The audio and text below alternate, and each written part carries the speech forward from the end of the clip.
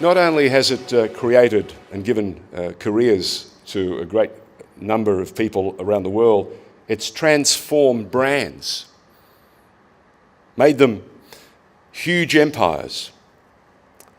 If you see here, that Rachel Hunter ad not only scored her a lot of money and a husband, Rod Stewart, but it made that particular product one of the biggest empires in the world. From what? Just a smart idea, smart bit of branding. And what video tends to do, it's a bit like music. It breaks down all barriers. Great creative bit of cutting, great creative bit of positioning, and suddenly you transform the message and you make it international. Music has this wonderful quality to take you back, to move you forward, to make you melancholy, to make you happy, to make you dance. Well, fantastic video has the ability to do all of that too. It can also put you to sleep, Georgie. It has that ability. Good morning, welcome. And as we go through, video has also transformed individuals into multimillionaires, again, because of their positioning. This young woman was told she would never make it in television. Well, she didn't make it in local television. She made it on international television. Her name is... anybody? Young Oprah, of course. That's the young Oprah. Yeah, okay. That guy in the middle, unfortunately, is Justin Bieber. I say unfortunately because he's not to my taste. But was discovered on video, on a website. Then they encouraged young Usher that he should find a protege and support them. And then we had this explosion. And through, again, very smart marketing, they positioned him brilliantly. And aside from his recent escapades with the monkeys and strange things in Germany, they do strange things in that part of the world, he's back trying to make more music. And the young woman that you see there, Michelle Phan, we call her the accidental millionaire. Well, that young woman had a desire to do her makeup. And she decided, I'm going to record it. And she kept posting these endless images of her playing with her makeup. So fantastic was the absorption rate of what people were seeing. They made her a star, so big and so much in demand that a multinational came calling and gave her a different platform, a global platform. But again, it was her passion about something. Single focus, yes, but extraordinary passion, and she shaped a whole new global phenomenon.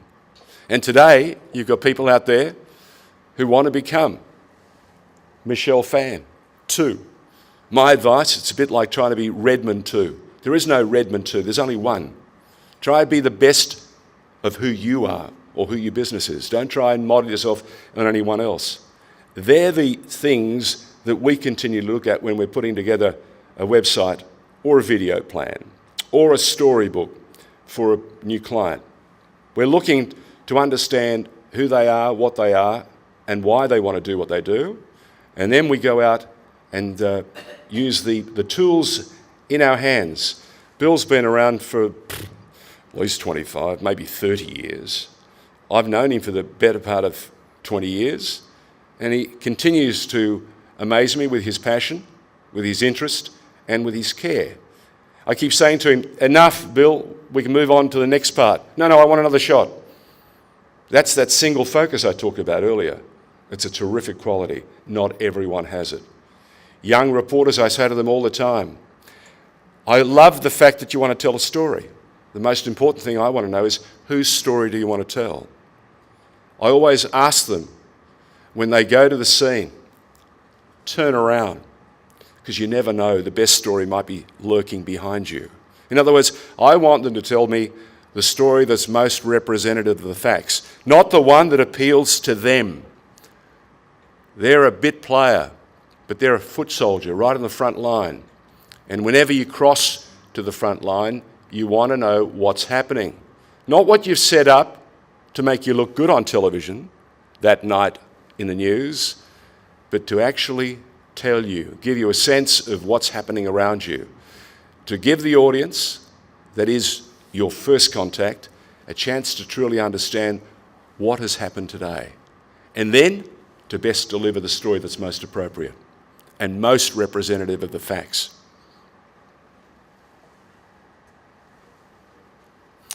We move up to the digital age. YouTube, second most used search engine.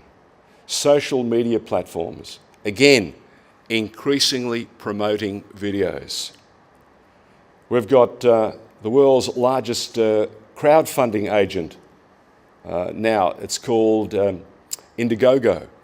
Again, you've got young filmmakers who keep running up against big business, and big business says we're not interested. Well, they're going out there now saying, I have a passion for this story, I want to tell it, and I want to finance it. And crowdfunding is a new way now of going out there and finding the money to make short films.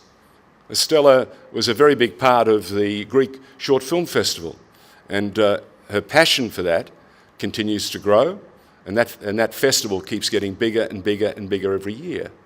But for young filmmakers, the challenge for them is not whether to make it or not, but whether they can take it to the next level. And the next level has got to be with the support of other people. So how do they position themselves to do it? Well, one of the ways they can do that is with crowdfunding. The other is to go and find mentors, or in this particular case, patrons. And doesn't that sound familiar? Michelangelo had patrons. All those great artists of the past had patrons. Today, it's finding the right vehicle, making sure that you deliver it to the absolute 10th degree that makes it special, and then finding the right platform to deliver it. And video is that platform, time and time again. You're seeing people now making a short film, putting it on YouTube, and watching it come back. 6 months later, you've got people approaching them and saying, we want this particular exercise, we want to make it a feature, or we want to make it a series. So there are many ways now to go out there and spread the message.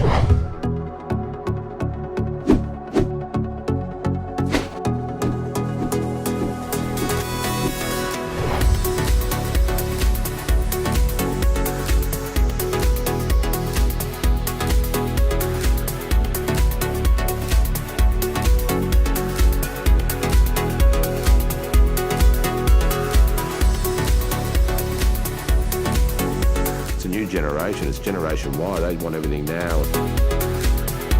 The building is formally and officially opened by the Premier of Victoria.